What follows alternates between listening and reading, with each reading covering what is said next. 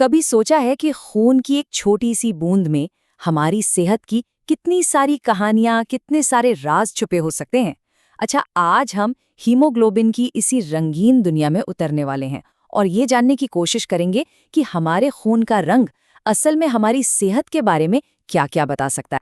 तो सबसे पहला और सीधा सा सवाल, हमारे खून को उसका रंग मिलता कहाँ से है? अब आप में से ज्यादातर लोग यही सोच रहे होंगे, अरे भाई लाल रंग का होता है, इसमें क्या है। लेकिन यकीन मानिए, कहानी इससे कई ज्यादा दिलचस्प है। जरा सोचिए, हमारे खून का एक नहीं बल्कि दो रंग होते हैं। जी हाँ, जब हीमोग्लोबिन ऑक्सीजन से लबालब भरा होता है, जिसे हम ऑक्सी हीमोग्लोबिन कहते हैं, तब यह हमारी धमनियों में मतलब आर्टरीज में एकदम चमकीले लाल रंग का बहता है। पर जैसे ही ये अपना काम पूरा करता है, मतलब ऑक्सीजन को हमारी कोशिकाओं तक पहुंचा देता है, तो ये बन जाता है डीऑक्सी हीमोग्लोबिन। और तब इसका रंग गहरा, थोड़ा बैंगनी लाल सा हो जाता है। ये वाला खून हमारी नसों यानी वेन्स में बहता है। तो चलिए, अब जरा हीमोग्लोबिन के काम करने के तरीके को समझते हैं। आप इसे हमारे शरीर की सबसे फुर्तीली, सबसे कुशल डिलीवरी सर्विस की तरह समझ सकते हैं। इसका बस एक ही मकसद है, शरीर के कोने कोने में हर एक कोशिका तक ऑक्सीजन पहुंचाना। तो इस पूरी कहानी का हीरो है ऑक्सी हीमोग्लोबिन। ये फेफड़ों से ऑक्सीजन को उठाता है और फिर पूरे शरीर में उसकी डिलीवरी करता है। और इस पूरी प्रक्रिया के दौरान ना, इसके अंदर जो आयरन होता है यानी लोहा, वो अपनी सबसे एक्टिव काम करने वाली फेरस स्टेट में रहता है। और यही यही वो चीज़ है जो हमारे खून को वो एकदम हेल्दी, चमकीला वाला लाल रंग देती है।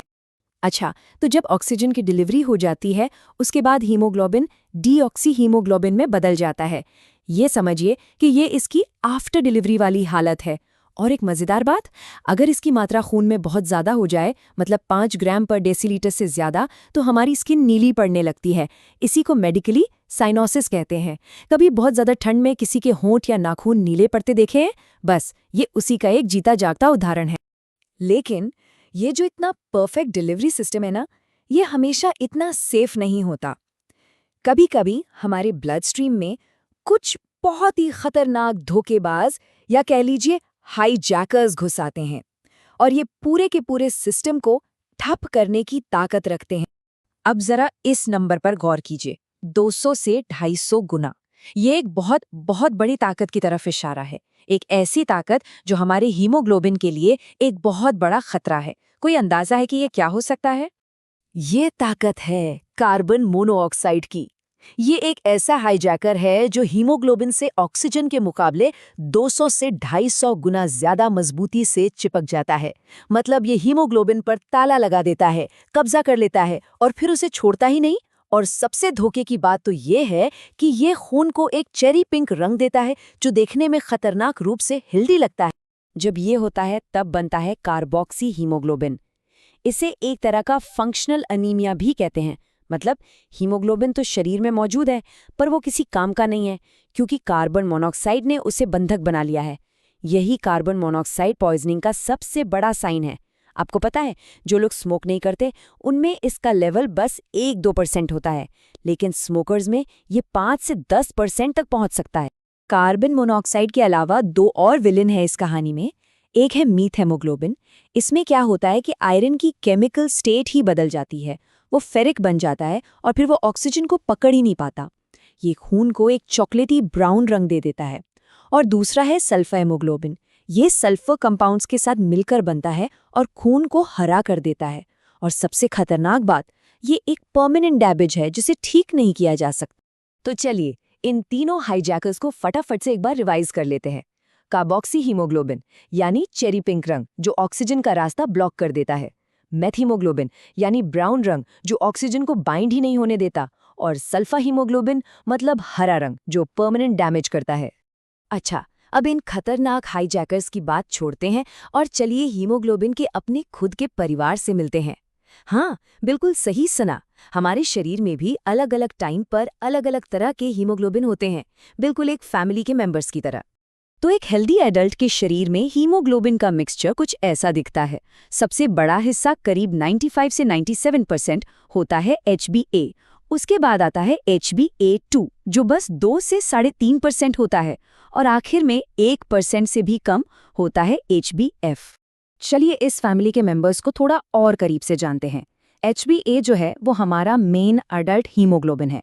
फिर आता है HbF यानी फीटल हीमोग्लोबिन।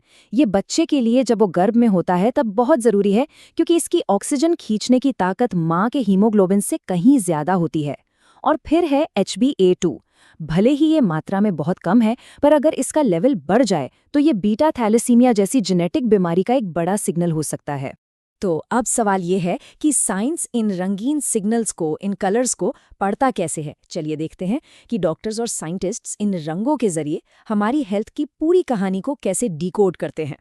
देखिए, टोटल हीमोग्लोबिन को नापने का जो सबसे बेस्ट, सबसे भरोसेमंद तरीका है, उसे गोल्ड स्टैंडर्ड माना जाता है। इसका नाम है सायन मेथहीमोग्लोबिन मेथड।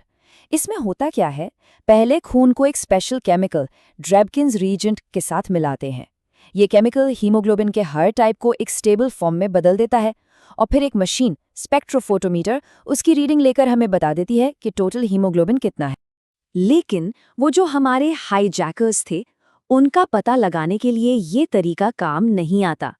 उनके लिए हमें एक स्पेशल जासूस की जरूरत पड़ती है, और उस जासूस का नाम है कोऑक्सीमीटर। ये कोऑक्सीमीटर कोई मामूली चीज नहीं है, ये एक बहुत पावरफुल टूल है। ये लाइट की अलग अलग वेवलेंथ का इस्तेमाल करके खून में मौजूद हर एक टाइप के हीमोग्लोबिन को न सिर्फ पहचान सकता है, बल्कि ये भी बता सकता है कि कौन कितना है, चाहे वो अच्छा वाला ऑक्सी हीमोग्लोबिन हो या फिर वो खतरनाक कार्बोक्सी हीमोग्लोबिन और मेथ हीमोग्लोबिन। तो सबसे जरूरी बात जो याद रखनी है वो ये है, अगर सिर्फ टोटल हीमोग्लोबिन जानना है तो साइन मेथहीमोग्लोबिन मेथड बेस्ट है। लेकिन अगर खून में छिपे हाईजैकर्स जैसे कि HbCO और मेट HB का पता लगाना है, तो उसके लिए कोऑक्सीमीटर से बेहतर कुछ भी नहीं है। तो देखा, हमारा खून रंगों की जुबान में एक पूरी की पूरी कहानी बताता है। हर रंग का एक मतलब है, एक राज है जो हमारी सेहत के बारे में बहुत कुछ बता सकता है। बस सवाल इतना सा है, क्या हम इस कहानी को सुन रहे हैं?